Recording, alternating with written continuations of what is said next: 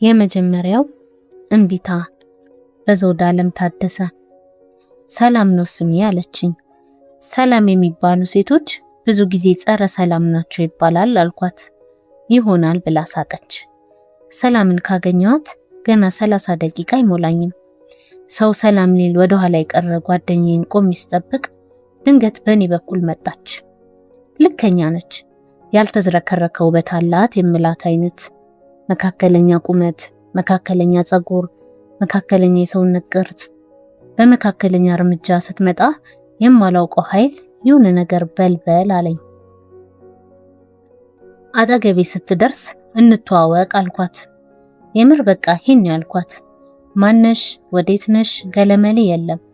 አለ አይደል ልክ ፊልም ላይ እንደምናያቸው አክተሮች መጀመሪያ አስቆ አባብሎ አሽኮርምሞ የእጅ ጽሑፍሽ እንዴት ነው ምናምን ብሎ በጀንጀን የለ። እንዲሁ ድርቅ ብዬ እንተዋወቅ። ሰላም እባላለሁ አለችኝ። ሰላም የሚባሉ ሴቶች ብዙ ጊዜ ጸረ ሰላም ናቸው ይባላል አልኳት። ይሆናል ብላ ሳቀች። ፀሐይ ነው ለምን ትንሽ አረፍ ብለሽ ቡና ምናምን ጠጥተሽ መንገድሽን አትቀጥይም አልኳት። እሺ አለችኝ። ጓደኛዬን ጥዬ አንዱ ካፌ ይዣት ገባውና ሻይ ቡና ብለን ስንወጣ ለክፉም ለደጉም ቁጥር ብንለዋወጥ አልኳት። እሺ አለች። ልጅቷ እምቢ አታውቅ። ቁጥሯን ተቀብዬ ወልኩላትና ጥቂት አውርተን ነገ ከተመቸሽ እንገናኝ አልኳት። እሺ። ብዙ ጊዜ ተገናኝተን ተቀራረብን። ወደድኳት። ተራ ተባ እያልኩ ወደድኩሽ አልኳት። ትንሽ አስባ እሺ አለችኝ። ፍቅረኛ ብትሆኚ ደስ ይለኛል። እሺ። የእሺቷ ብዛት ግራ ቢገባኝም ወድጄዋለሁ።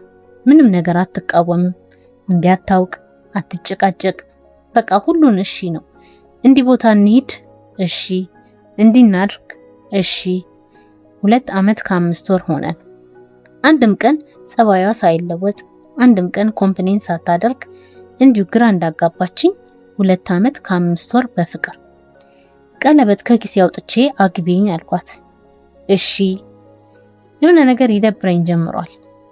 አለ አይደል የሆነ ውድን ነገር በርካሽ ስናገኘው ይሄ ነገር ፎርጅድ ይሆን እንዴ ብለን የምንጠራጠረው አይነት። ቆይ እስከ ዛሬ በኔ ስሜት፣ በኔ ፍላጎት፣ በኔ እቅድ ብቻ ኖረች። የራሷ ስሜትስ፣ የራሷ ፍላጎትስ፣ የራሷን ህልም የት አርጋው ነው ሰው ህልም ውስጥ ጭልጥ ብላ የምትጠልቀው? ተጋባን። ልጅ እንውለድ? እሺ። ግራ ታጋባኝ ነበር። አሁን ግን የሺቷን ጋጋታ እንደ ድንዛዜ ያየሁት። አለ አይደል ስሜትን ካለማዳመጥ የሚመጣ ፍላጎቷን ሳታውቅ የምትኖር ነፋሱ ወደ ነዳት የምትንሳፈፍ ፌስታል ያህል ቀለለችኝ። በቀደዱላት ቦይ የምትፈስ ወራጅ ውሃ መሰለችኝ። አዎ ውሃ። ከገደቧት የምትረጋ፣ መንገድ ከሰጧት የምትጓዝ፣ እሳት ላይ ሲጥዷት የምትሞቅ፣ ፍርጅ ሲጨምሯት የምትበርድ፣ ብርጭቆ ውስጥ ሲያረጓት ብርጭቆን የምትመስል፣ በስኒ ሲጨልፏት የስኒው ቅርጽ የምትይዝ፣ የራሷ ቅርጽና መልክ የሌላት ውሃ መሰለች። ተራ ውሃ። ለምን አመሸህ፣ ለምን ይሄን አላረክም ብሎ ጭቅጭቅ እሷ ጋር የለም። እንኳን ባመሽ ባድር በነጋታው ምንም እንዳልተፈጠረ በፈገግታ ትቀበለኛለች። ብስጭት ብዬ ስናገራት መልስ አትሰጥም። ይሄን አርጊ ያን አታርጊ ስላት ለምን የለም። እሺ ነው በቃ እሺ ብቻ። ጓደኞቼ ሚስቶች እቀናለሁ። ሲቆጡ ቁጣቸው ውስጥ የኔነት አለ። ሲቀኑ ቅናታቸው ውስጥ ስስት አለ። ሲከፉ መከፋታቸው ውስጥ ፍቅር አለ። የኔዋ ግን በቃ በድን ታግዬ እንኳን ላስከፋት የማልችል ሁሉን ነገር ከመቀበል ውጪ እምቢ የማታውቅ ጉዝ ፍጥረት ትመስለኛለች። አንዳንዴማ ነካ የሚያደርጋት ሁሉ ይመስለኛል። እኔው አጥፍቼ እኔኑ ይቅርታ ስትጠይቀኝ ብግን እላለሁ። አስከፍቻት ውዬ ስመለስ ከበር በፈገግታ ስትቀበለኝ እየተወነች ይመስለኛል። አውቄ የማይሆን ሐሳብ ስነግራትና ስትቀበለኝ ጩህ ጩህ ይለኛል።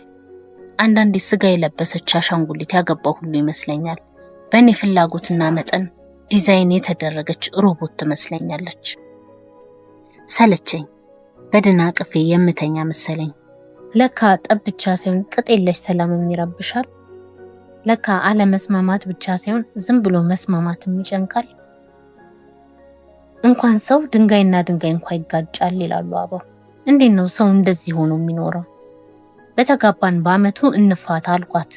እሺ አለችኝ። ለምን የለ ድንጋጤ የለ በቃ እሺ ብቻ።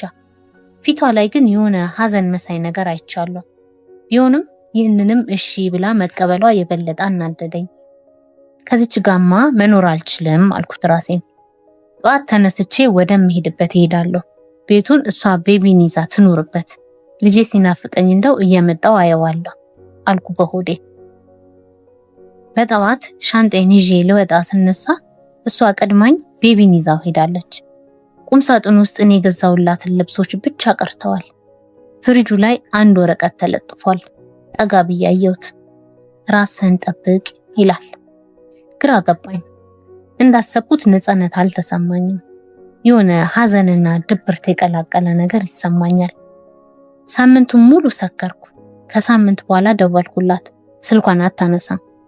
በእህቷ ስልክ ስደውል ቤተሰብ ጋር እንዳለችና ልታናገረኝ እንደማትፈልግ ነገሩኝ። ይህን ስሰማ የሆነ ደስ ነገር አለኝ። ማለት አለ አይደል? እሷም እንደ ሰው እንደምትከፋ በማውቄ የሆነ ደስ የሚል ስሜት ተሰማኝ።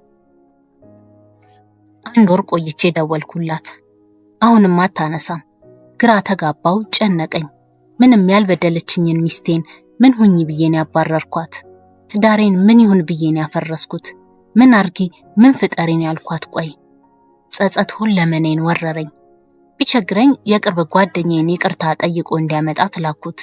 እሷ ማንንም ስለማታስከፋ እሺ እንደምትለው እርግጠኛ ነበርኩ። ለማሰቢያ የሚሆን ጊዜ እንዲሰጣት ነግራ አሰናበተችው። በሳምንቱ የፍቺ ወረቀት ላከችልኝ። ምድርና ሰማይ ዞረብኝ። ወረቀቱን በእጅ አንጠልጥዬ ስበር ቤተሰቧ ቤት ሄጄ በሩን አንኳኳው። ራሷ ከፈተች። ፊቷ ላይ ምንም አይነት ለውጥ አላየሁም። አይኖቿ ላይ ግን እንለያይ ስላት ያየሁትን ሀዘን አይቻለሁ። ምንድነው ይሄ አልኳት። እንፋታ ብለኸኝ የለ የፍርድ ቤት መጥሪያ ነው አለችኝ። ድምጿ ውስጥ የቀድሞ ልስላሴዋ የለም። ሌላ ሴት ነው የምትመስለው። እግሯ ላይ ወድቄ ይቅር እንድትለይ ለመንኳት። ዝም ብላ ስታይኝ ቆይታ አንድ ቃል ካፏ ወጣች። እምቢ።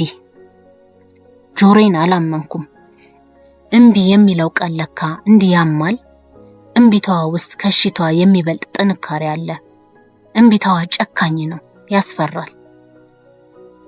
ከዚያ ቀን ወዲህ ለመታረቅ ያልፈነቀልኩት ድንጋይ፣ ያልሰደድኩት ሽማግሌ የለም።